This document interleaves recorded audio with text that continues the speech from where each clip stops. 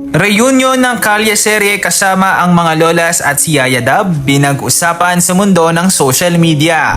Alden Richards, bakit nga ba wala sa reunion? Para sa kabuuang ulat, alamin natin ang buong detalye.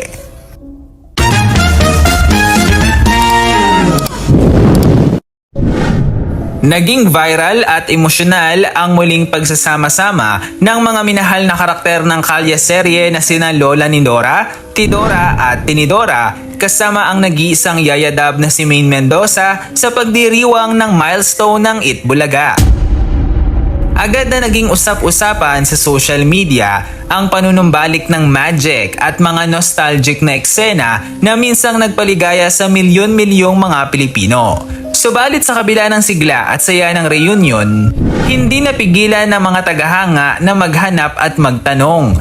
Nasaan nga ba ang Asia's multimedia star na si Alden Richards na siyang kahati ng phenomenal na tambalang Aldab?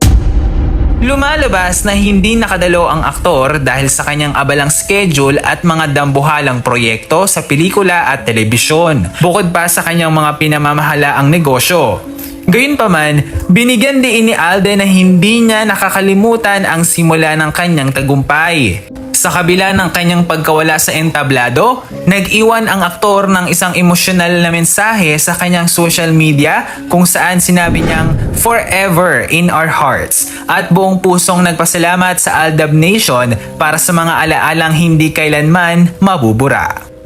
Sa kabila ng magkahiwalay na landas at career ni na Alden at Maine sa kasalukuyan, umaasa ka pa rin ba na muli silang magtatambal sa isang malaking proyekto sa hinaharap?